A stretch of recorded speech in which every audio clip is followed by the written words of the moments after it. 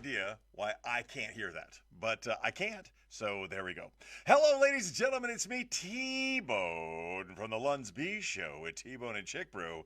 It's Sunday morning. It's 10:30. It's time for the Supplemental.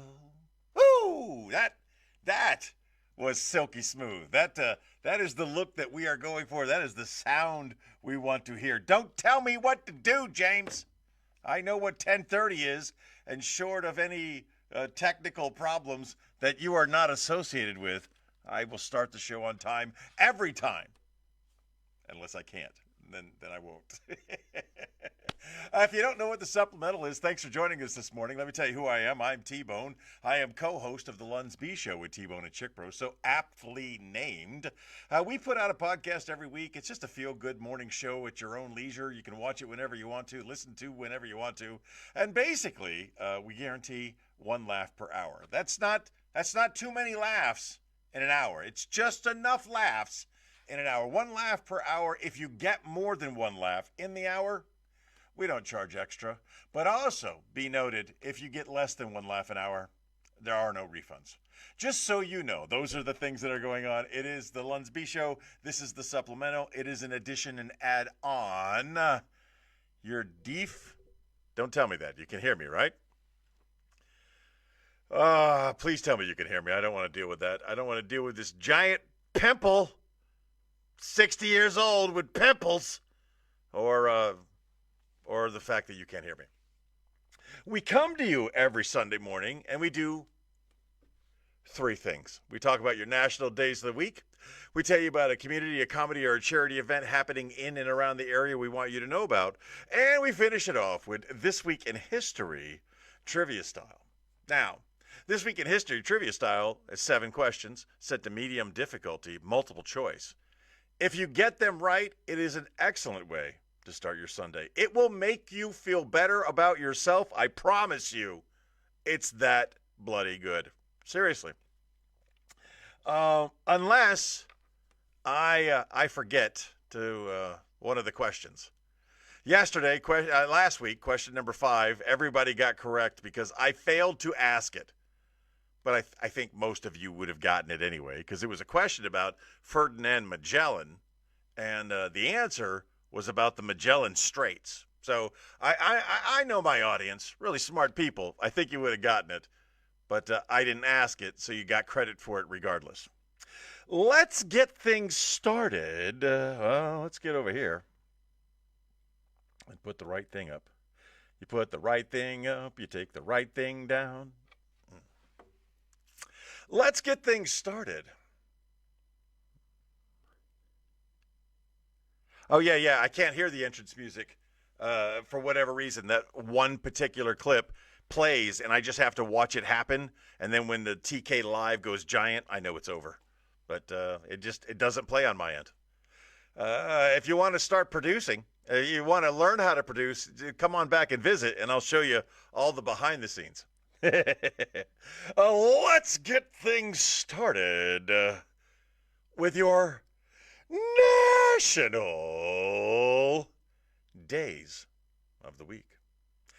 Starting with tomorrow, mañana, domani, Monday, December the 8th, is National Pretend to be a Time Traveler Day.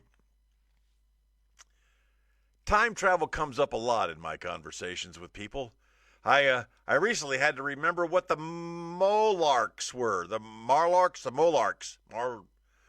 Because I work with a bunch of them that are hiding from the illuminated light. The light's out again. What the heck? All right, I'll be fine. Here's what I will tell you. I am a time traveler. I'm not pretending. And on Monday, the 8th of December, I don't need to pretend because I am an actual time traveler. So are you. But I come from a different time. I come from a century ago. I come from the previous millennium. I have come a long way to be here today. And the crazy part about me being a time traveler moving forward in time is I remember all of the things that many of you don't even know happened or existed or can understand or can fathom. Could you imagine for a second picking up your phone and there's somebody else on it? And if you wanted to make a phone call, you'd have to say something like, hey, can you hang up so I can make a phone call? Now, this isn't, let's be clear, this isn't multiple phones in one house, because that doesn't exist yet. This is the phone in your house. And when you pick it up, somebody in another house is on the phone. They were called party lines. A real thing. And I didn't turn off the heat, so let me go to Alexa right now. Anyway, I don't want to get doing this that I am doing right now is something that no one did in my time. In my time, in another century, in another millennium, we couldn't just pick up a magical device and control the temperature in our house. I'll be honest with you, I don't even remember how we controlled the temperature in the house. At one point, there was so much snow around the house that it was insulation. That's all the way to the ceiling. All the way to the ceiling and on top of the ceiling, whereas my parents walked onto the roof to take the snow off the roof so the roof wouldn't collapse. That's the kind of, and somehow we survived. And we made it into the future. Yes, December the 8th, Monday, December the 8th is National Pretend to be a Time Travel Day. If you want to have fun with it, you want to be kooky about it, you want to have a real good time with it, go back in time, okay?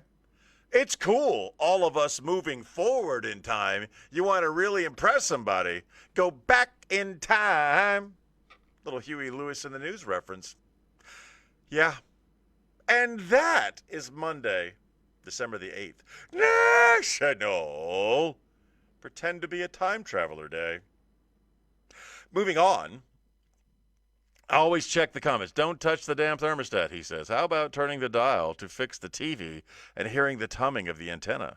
Oh, she pretends that she's old. That's so adorable. You had TV. Yes. We also had TV. It was a black and white TV, and yes, I was the first voice-controlled remote control, and that my father would tell me to change the channel, and I'd go over and change the channel, and there was the dialing, and there was the rabbit ears. Yeah. But it was black and white. Can you top that, Jessica? Are you that old?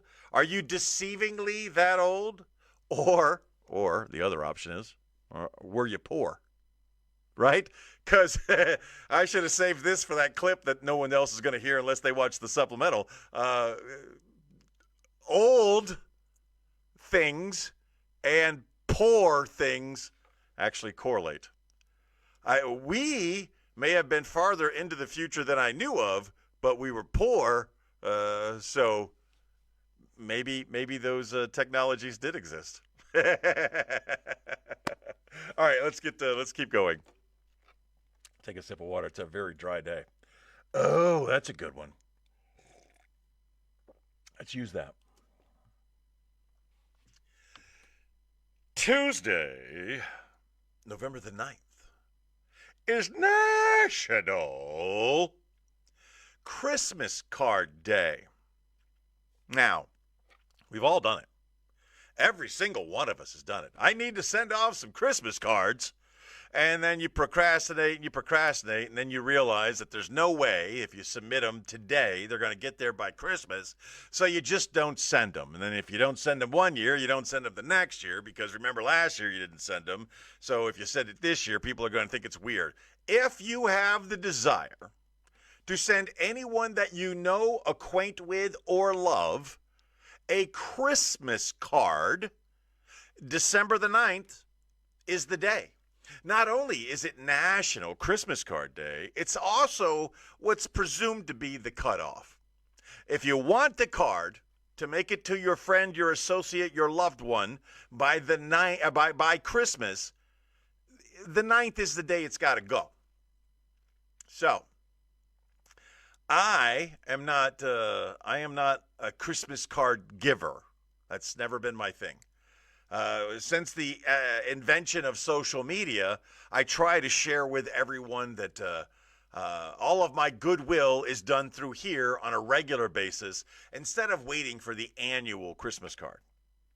Now, I'm going to tell you, there are people who send me Christmas cards, and I've gotten to the point where I kind of expect them. And some people send me a Christmas card and they'll give me a letter of like, Merry Christmas. Here's everything going on in the John Doe family.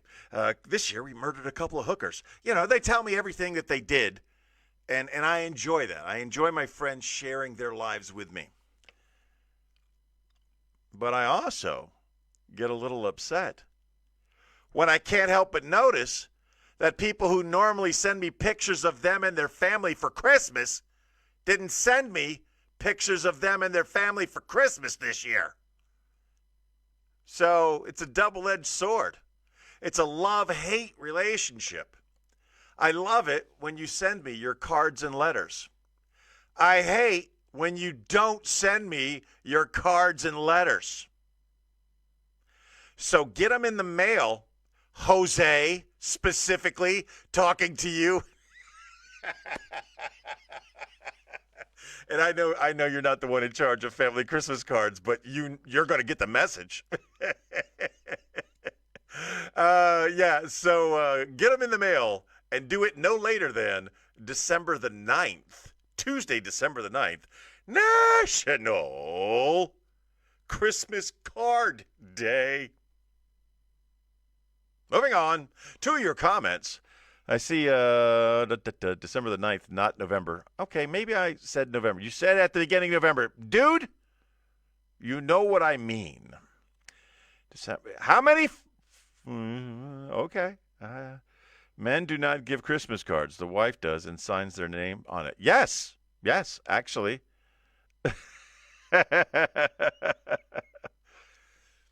If anybody heard me say November, you know it was December. We're doing the national days of the week for this week.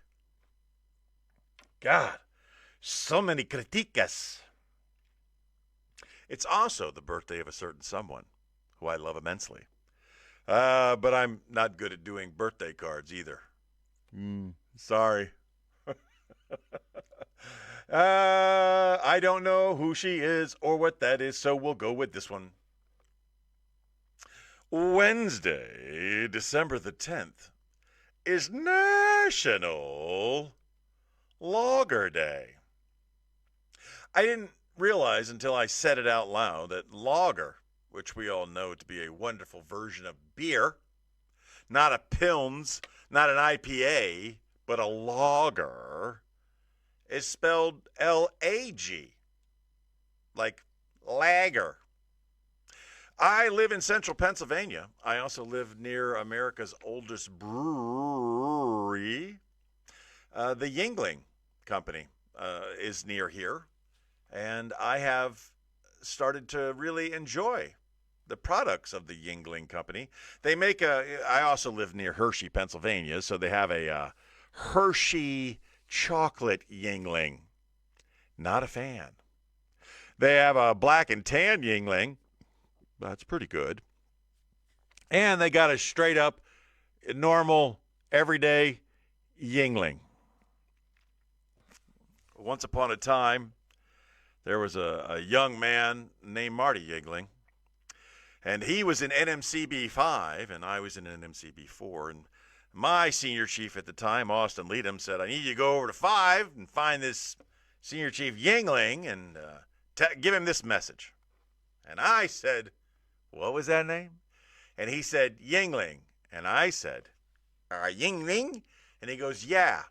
And when you go over there, ask for it just like that.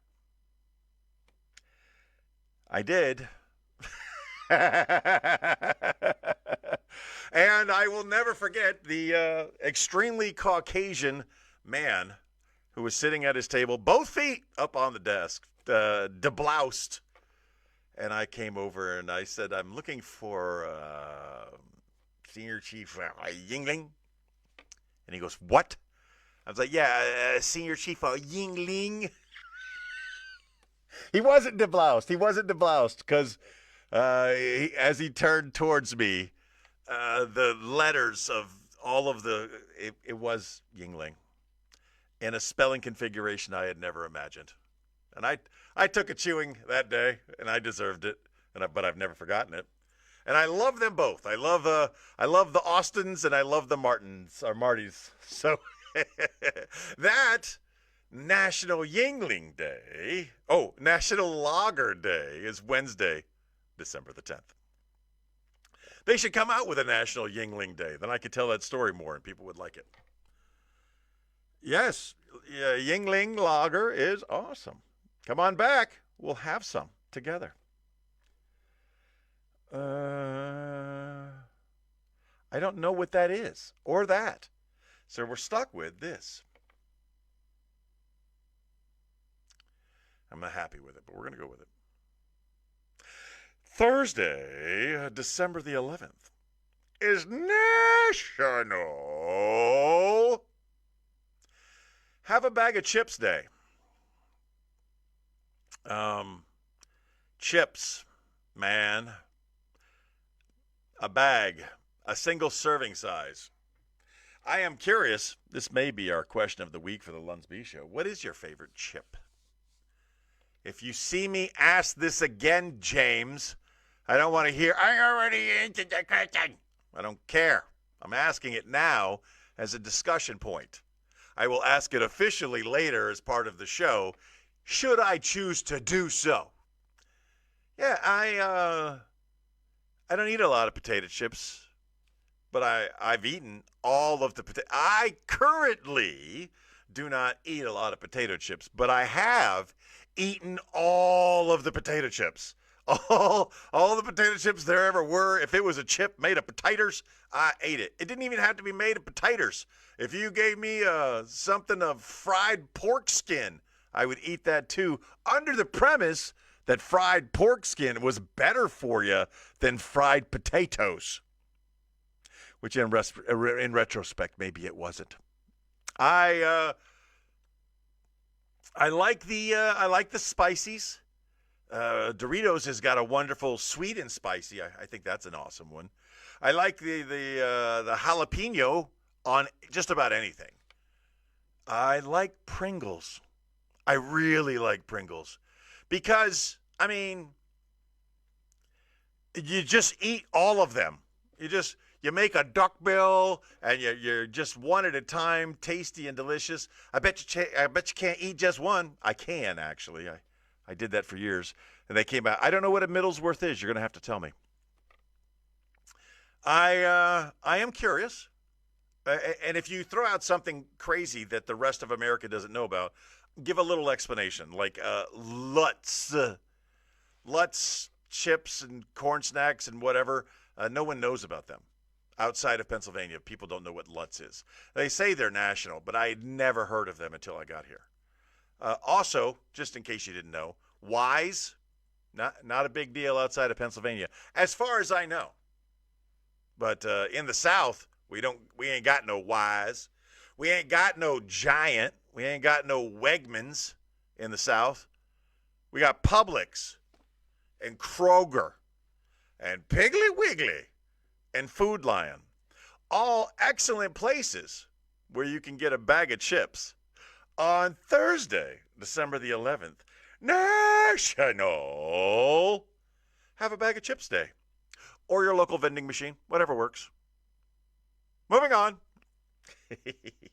See what I did there? I brought it all back. Once you pop, you can't stop. Just one. Doritos. James likes the Doritos.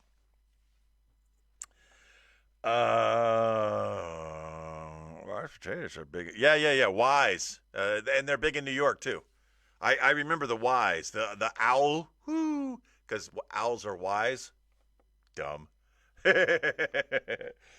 Friday, December the 12th, is National Ambrosia Day. I'm trying to remember what makes ambrosia. There's coconut and grapefruit and other assorted things that go into ambrosia. Ambrosia is the Temu version of Waldorf salad. Whereas a Waldorf salad gives you all of the tasty and delicious things, minus the grapefruit and the grapefruit juices. I'm pretty sure it's grapefruit and ambrosia. Waldorf salad, you got the marshmallows. You got plenty of the marshmallows and the maracchinos and the walnuts and the apples and the tangerines. No coconut though. I do like a good coconut shred, but you don't put that on a Waldorf salad. It doesn't belong there. It belongs on the ambrosia. Put two bowls in front of me, one ambrosia, one Waldorf salad. Waldorf salad wins every time. Every time. Even if you screw around with the mayo. Yeah, it's also got mayonnaise in it because that's what binds all those wonderful mushrooms together. Marshmallows. I'm going to be talking about mushrooms later. Yeah, buy them at a store. Don't pick them up off the ground. That's all I can say about that. That's all I got to say about that. Nuts with fruit makes it. You know, I could think of the last person that I banned from my show. I believe Benny. I believe Benny was the last person that took a ban. He took like a 2-week ban because he dared challenge me on something I held dear. Actually, I think Benny, he broke the circle of trust, and that's why he took a 2-week ban. I know Ben took a 2-week ban, because he broke the circle of trust. And Mr. Taney, if you dare talk bad about my Waldorf salad, you, sir, will also take a ban. But because of your heinousness, it will be an extended ban. You cannot watch me until next year. I will not acknowledge your existence if you mess with my dad's Waldorf salad recipe, which had nuts in it, sir. None of which you would have to worry about if you were just celebrating Friday, December the 12th as a National Ambrosia Day. Moving on. Ice cream and violins. Stupid. Stupid. They're all stupid. Oops. All right. Saturday, September. Saturday, December 13th is National Violin Day. Now, here's what I know.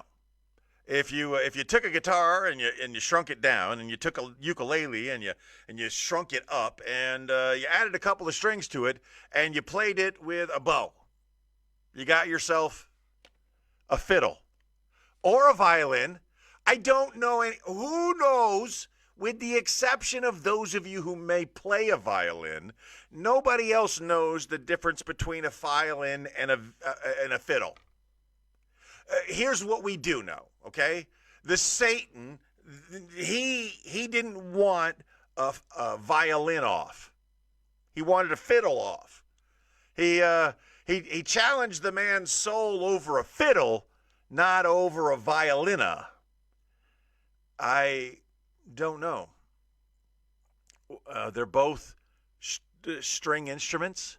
They're both played with a bow. It's cool, I guess, when someone's really good at it.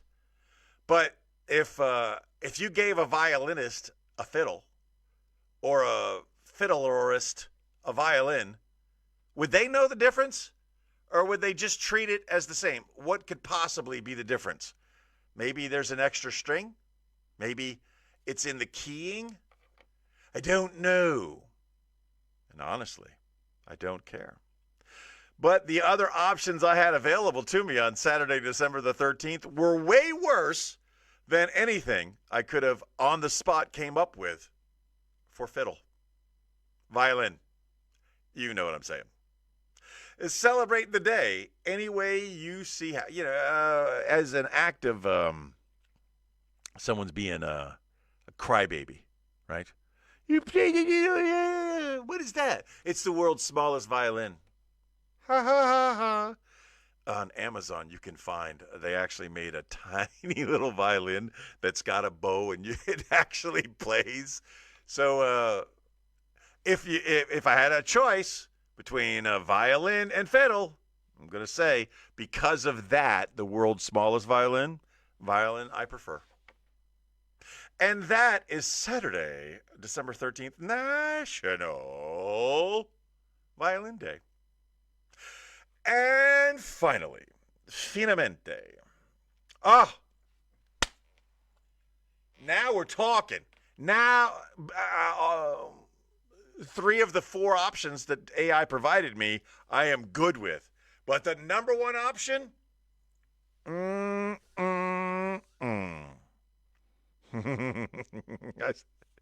see your comment. I'm not. Yes. I also commented on the fact that he was crying. But they were tears of joy, man. And he's British. I think the British are more prone to crying than we are. Especially in public, especially men in public. For those of you who don't know, I just finished up watching the Abu Dhabi Grand Prix, where Lando Norris collected enough points to become the world champion in Formula One. And our friend James annotated that correctly that he was a crybaby because he was so happy he won. He was crying. I'm so happy. No, be happy without the tears, you weirdo. You freaking British freak. I'm happy for him. I'm also happy that Max didn't win 5 in a row because that is not exciting to me.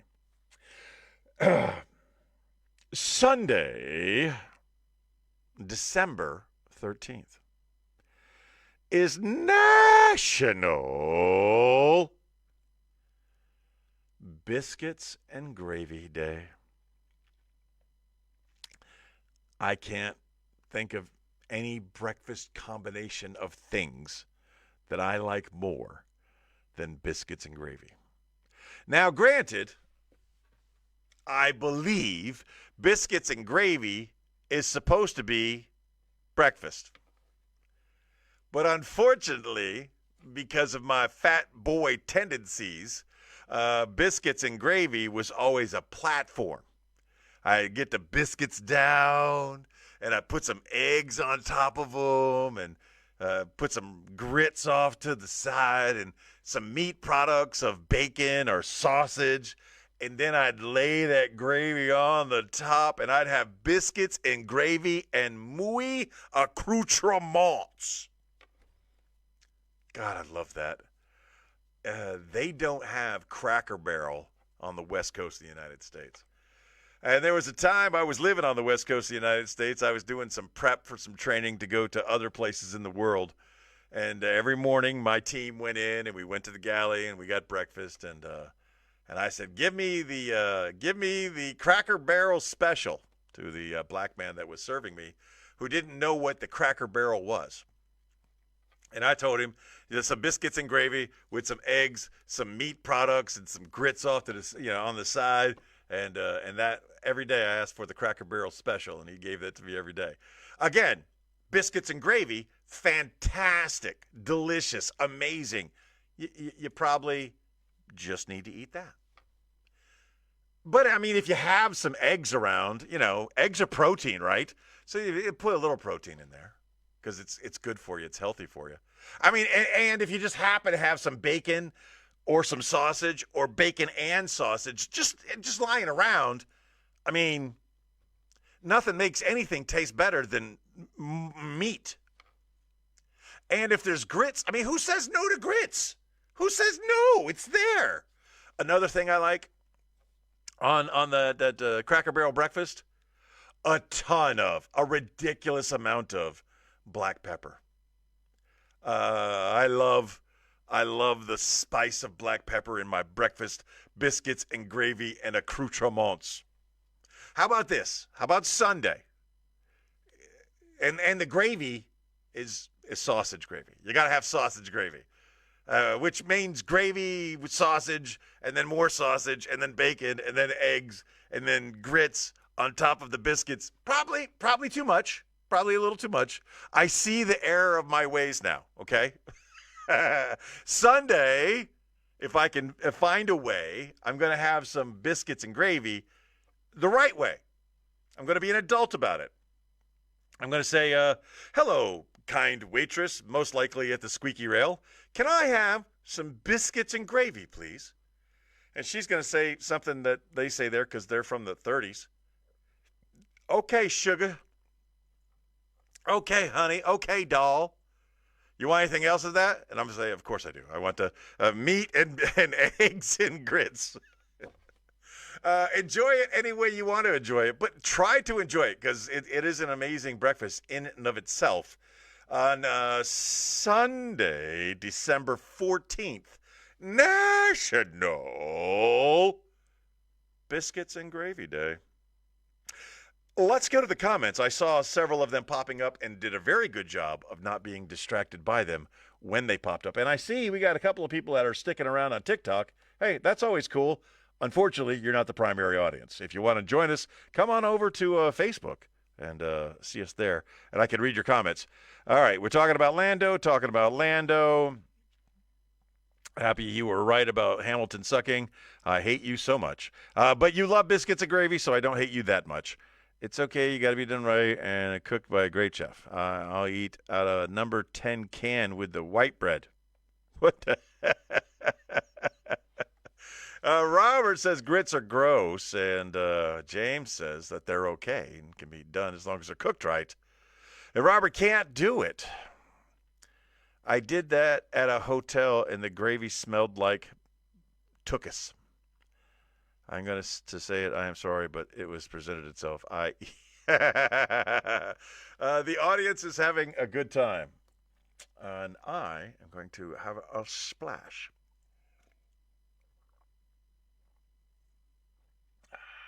So tasty and delicious. That biscuits and gravy's got me grumbling. I sure could use some biscuits and gravy.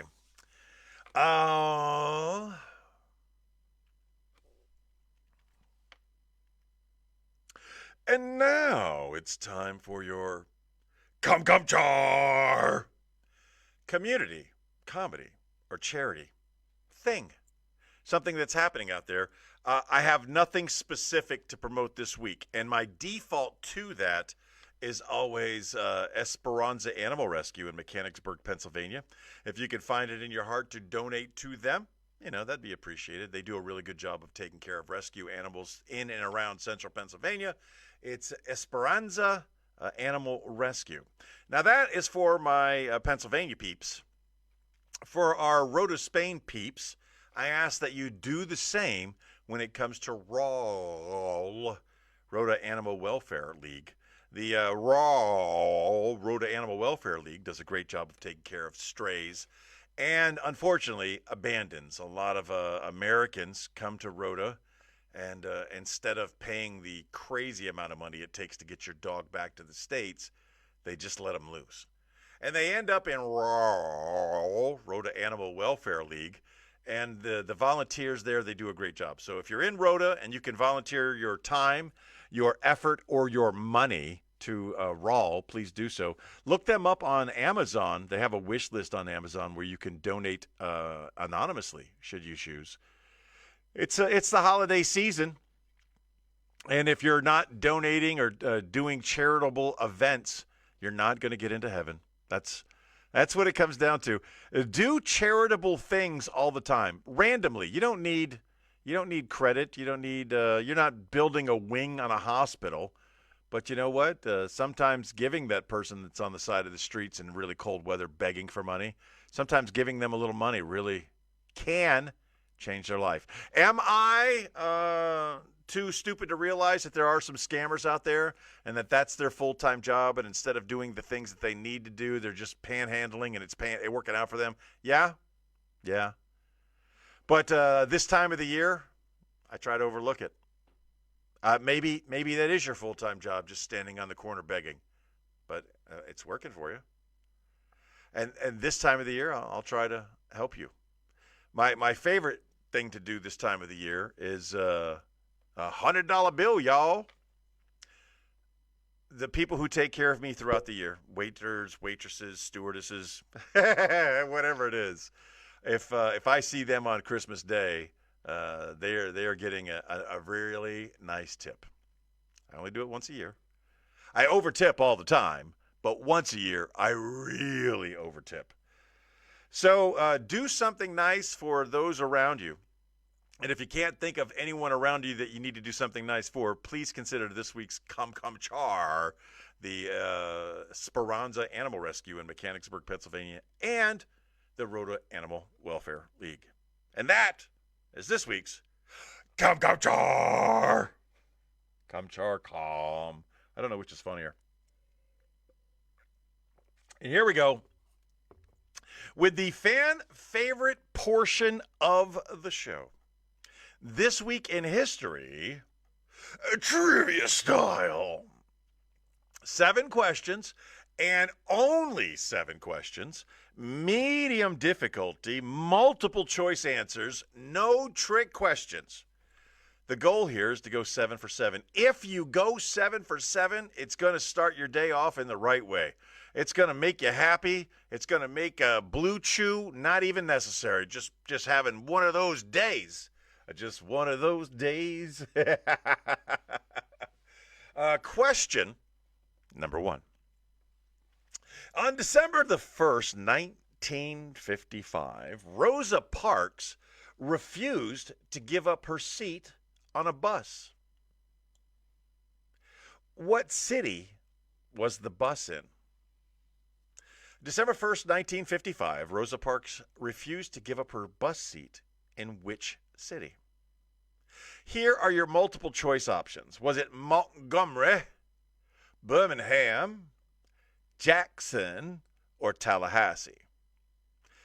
I want you to think about this. I get it. 1955 is a different time, and we've made a lot of advances since then. But in 1955, poor white people who rode the bus were demanding that poor black people who rode the bus give them their seat. She was already sitting in the black section. But because there were so many poor whites on the bus, they needed her to give up her seat. And she's like, nah, hell no, to the no. He goes with it was a stage scam. So you would think James Montgomery with a question mark. I ask the questions, you give the answers. Again, December 1st, 1955, Rosa Parks refused to give up her bus seat. In what city? Was it Montgomery, Birmingham, Jackson, or Tallahassee? Robert's going to go with Jackson. We're heading to Jackson. James is going to go with Montgomery. Jessica is going to be taking her sweet time to give us an answer. And the TikTok peoples, they may have put in an answer, but I can't follow along. So this is a tricky question because Jessica's going to go with Jackson. Birmingham and the civil rights movement. Birmingham plays a big thing in the civil rights movement. But I think it was Montgomery where that's what I think. I really think it was Birmingham. And because you guys have said Montgomery and you have said Jackson, I'm going to go with Birmingham. Or as my friend Roy Wood Jr. would call it, the Beham. And if you don't know who Roy Wood Jr. is, look him up. Very funny comic. Number 2, the first commercially successful instant camera. The first commercially successful instant camera, the Polaroid Model 95, went on sale on December 3rd of what year? December 3rd, what year was the Polaroid Model 95 first introduced? 1948, 1952, 1960, or 1939? So if I were critiquing the test writing capabilities, I would say that's wrong in that it should be 39, 48, 52, 60 instead of 48, 52, 60, 39. 39 is really jumping that it's out of place. It's the only odd number. It's not in the order that the other one should be in.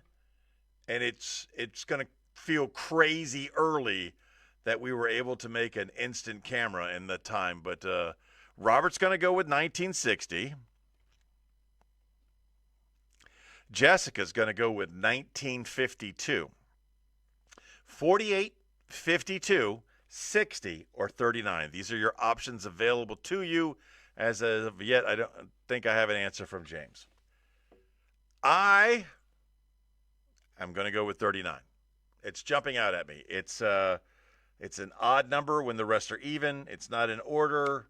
It's way crazier than you would think it is. I'm going with 1939. We're going to move on while James figures out what his answer is going to be. On December 2nd, 1823, President James Monroe introduced what major foreign policy doctrine? Listen carefully to your multiple choice options. Did President James Monroe introduce the Roosevelt Corollary, the Monroe Doctrine, the Continental Mandate, or the Western Alliance Treaty? Those are your options. Think them through. I know the answer without even looking at the options, and James has decided to answer 1948 on our previous question. No way 39, he says. Sun Tzu, I have no idea why you would say that, but that is inappropriately funny. James says, go figure, the Monroe Doctrine. I'm not going to ask you, Robert went with the Continental Mandate. Crazy. Jessica's going to go with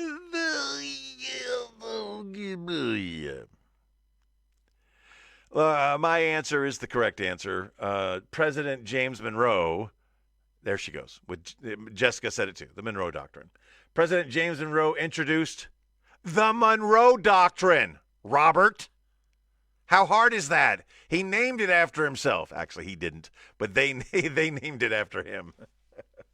On December 7th, 1787, what state became the first to ratify the U.S. Constitution? Aha! You didn't think about this one, did you? When you think about the original 13 colonies, what was the first colony to put its signature on the dotted line? December 7th, 1787. What state became the first to ratify the U.S. Constitution?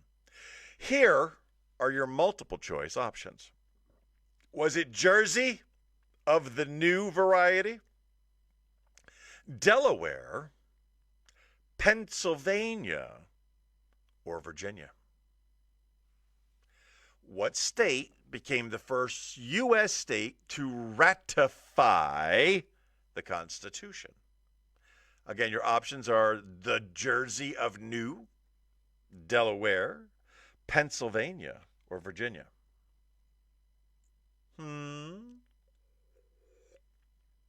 James pops in with Delaware. And I have to talk because no one wants to hear silence. So I'm just waiting for other answers to pop in as I prepare myself for the next one. I am not going to wait any further. I have given it an inordinate amount of time. Virginia is what Robert's going to go with. Jessica? You know, it's funny, the people I miss that are not here. I miss when Brian doesn't show up. I miss when Roger don't show up. Jessica's going to go with Virginia. So I got Virginia, and Delaware. Now, you would think, living here in Pennsylvania, that Pennsylvania would be high on the list, especially considering at one point Pennsylvania, the capital of the United States, was located here in Pennsylvania. But I also believe the first state in the states was Delaware. I don't know. I haven't seen a Delaware license plate. I was only there at night. So I'm going to go with Delaware. James is going to go with Delaware. Jessica and Robert are going with Virginia. The Washington Monument opened to the public on December 6th of what year? What year did the Washington Monument open? Was it 1886, 1901, 1875, or 1888? Again, out of order, it should be 1875, 1886, 1888, 1901. Again, odd, even. No, that's pretty good. So they're out of order. Only one of them takes place in the 20th century. The rest are in the 19th century.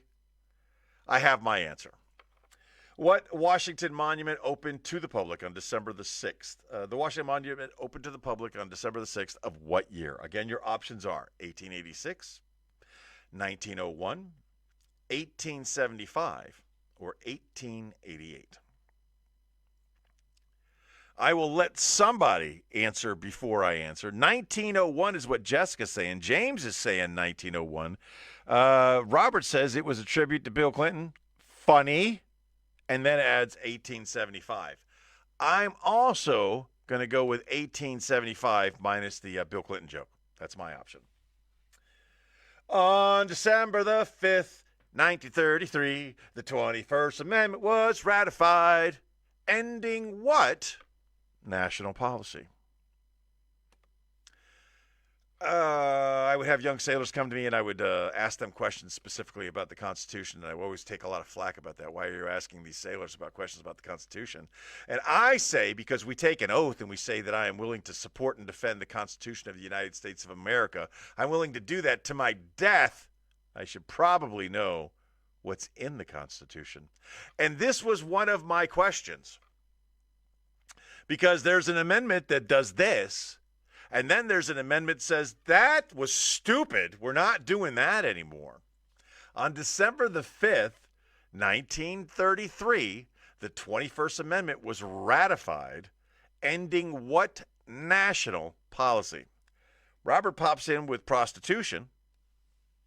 You say you want a prostitution, or will you know? Here are your multiple choice options.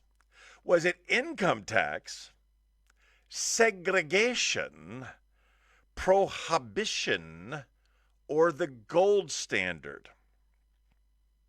December the 5th, 1933, the 21st Amendment was ratified, ending what national policy? I don't know what I flubbed, but I'm sure you'll tell me. Income tax, segregation, prohibition, or the gold standard? What was the thing that the 21st Amendment ratified? James goes with probation. Not an option, but I think I know what he was trying to say. Waiting on Robert to give us an actual answer. You're allowed one joke answer and one actual answer every time for every question. It's better if the joke answer is funny, which prostitution was. Did I do more than one Beatles thing? I didn't realize that. I know the answer, and the answer is what Robert just said, what Jessica just said, and what I'm about to say. Prohibition. Here's how it goes down. The 18th Amendment they passed, they make alcohol illegal in the United States of America. It fails miserably. If people want to get drunk, they're going to get drunk, and so leads to the rise of one Alphonse Capone, The next thing we do is we decide to give the women the right to vote. So we had to sober up before we gave women the right to vote. And then the next thing we do is like, we need a drink. All right. Here we go. The first controlled, sustained nuclear chain reaction took place on December the 2nd, 1942, under what location? I'm going to give you the answers, and then you're going to think about this. Was it MIT, Oak Ridge, the University of Chicago, or Princeton University? The first controlled, sustained nuclear chain reaction took place on December the 2nd, 1942, under what location? Because they had no idea. They had no idea what they were getting ready to do. So they said, you know what would be a good idea? What if we bury this deep in the earth and then start it and see what happens? Just in case, just in case something goes wrong, it's under the earth. That's what they did. But where did they do it on December the 2nd, 1942? Where was the first controlled sustained nuclear chain reaction? Was it MIT, Oak Ridge, the University of Chicago, or Princeton? Chicago is what James says. Robert says Hiroshima. Again, funny. So funny. Yes, the Kennedys also got rich off of Prohibition. The only written record of who was there was a bottle of champagne. The first control. Robert goes Princeton. James goes Chicago. And we're waiting on Jessica. The controls are named after Winnie the Pooh characters. If that turns out to be right, that's very funny. We know Chicago isn't right. That's not one of the options. I can't wait any longer, Jessica. We'll take your answer whenever you get it. My answer, she's going to go with Princeton. I'm going to go with Oak Ridge. I know, seems crazy, right? But here's what I can tell you about MIT, the University of Chicago, and Princeton University. These are all places that we all know. They're all populated by modern-day students, and if there was a controlled, sustained nuclear chain reaction underneath them, we'd probably know about it. I type into the thing, answers, please, because, again, I don't know the answers any more than you do, unless I got them up there. Here we go, the correct answers to this week's In History quiz. I was wrong on question number 1. Those of you who guessed Montgomery, you were correct. And I thought it was, but I wanted to give a shout out to Roy Wood Jr., so I said Birmingham. I'll take that. I own it. Question number 2, the camera wasn't invented, instant camera wasn't invented until 1948. I did not say University of Chicago. I did say University of Chicago, didn't I? I sure did. Okay, man. Okay. No need to exclamation points and profanity. Weirdo. Freak. I did not do well this week. I did not do well. I am 2 for 2 out the box. Question number 3, was the Monroe Doctrine? Question number 4, was Delaware? Question number 5, 1888. I did not know that. I had never known that, but now 1-888, I will know that if ever asked again when the Washington Monument was completed. I got it. Question number 6 was Prohibition. And question number 7 was the University of Chicago. Now, I don't know. Now, I don't think anybody went 7 for 7 today. I think James probably did the best. I think he got Montgomery. I think he got 48, the Monroe Doctrine. I don't know. Did you go 7 for 7? Good for you. Oh. I know it's time to end because I get the little are you a robot thing on TikTok. It's like, here you go. You got to Move this piece over here gently to prove you're a human. And I did. A new episode of the LUNSB Show with T-Bone and Chick will be taped later today, along with, Buffalo Bills playing football. Got to get your bets in. Get your bets in now. Ow, ow, ow. I feel like something bit me. You missed 1888. Okay, so you didn't go 7 for 7, Mr. Smarty Pants. I remind you today, as I remind you every day, just be the best person that you can be. And if you're a great person today, be an even better person tomorrow. Chick Bruce sends her love. Stay safe out there. Tibbs Eve live LUNSB Show special as details to follow soon. So there you go. With that being said, LUNSB.